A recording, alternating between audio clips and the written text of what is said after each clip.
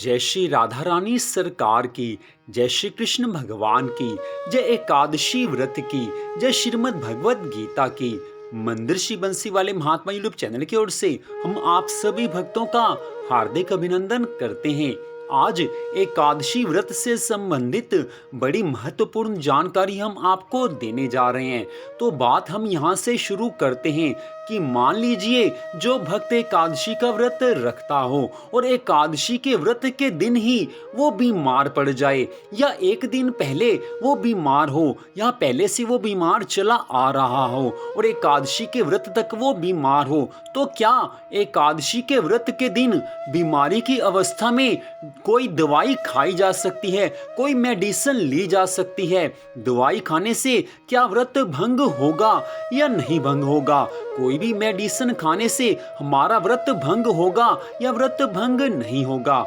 अर्थात एकादशी के व्रत के दिन अगर कोई भक्त दवाई खा ले तो क्या उसका व्रत टूटेगा या उसका व्रत नहीं टूटेगा? ये बात सबके मन में अवश्य उठती होगी।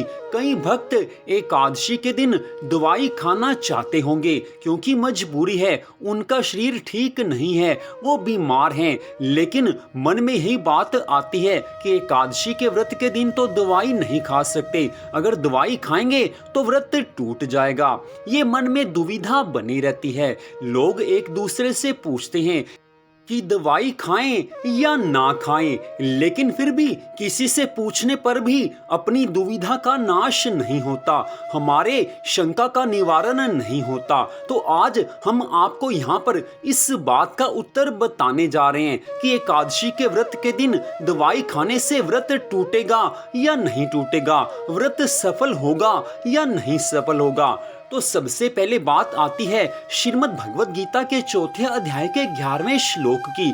इसमें भगवान श्री कृष्ण जी ने अर्जुन से कहा है कि ये यथा माम प्रपद्यन्ते तांस्तथैव भजाम्यहम्। अर्थात जो भक्त जिस भाव से मेरी शरण में आते हैं उनको उसी भाव से मैं फल देता हूँ। अर्थात अगर भक्त की भावना अच्छी है, भक्त के मन में श्रद्धा भाव है, तो उसको पूरा फल मिलता है।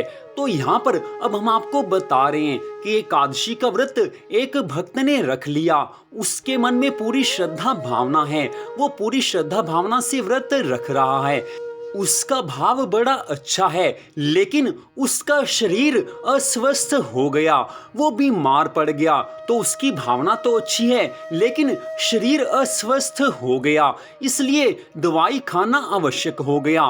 तो यहाँ पर आपको बता रहे हैं हम कि एकादशी के व्रत में बीमारी की अवस्था में आप दवाई अवश्य खा सकते हैं।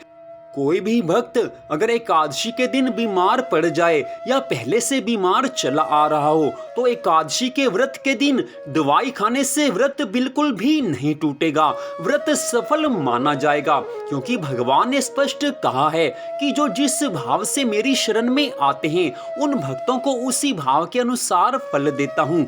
यहाँ पर भगवान के भक्त का भाव बड़ा अच्छा है, उसने एकादशी का व्रत रखा है लेकिन शरीर अस्वस्थ हो गया है। तो शरीर को स्वस्थ रखने के लिए अगर दवाई खा ली जाए तो इसमें कुछ भी बुरा नहीं है, कुछ भी त्रुटि नहीं है, कुछ भी पाप नहीं है। एकादशी का व्रत हमने रखना है, शरीर अस्वस्थ है लेकिन शरीर को स्वस्थ रखने के लिए अगर भक्त दवाई खाता है तो इसमें बुरा कुछ भी नहीं है, क्योंकि शरीर को स्वस्थ रखना सबसे पहला धर्म है। स्वस्थ शरीर से ही हम भगवान के लिए भक्ति के सब कार्य कर सकते हैं। व्रत तभी ठीक से रख सकते हैं अगर हमारा शरीर स्वस्थ होगा।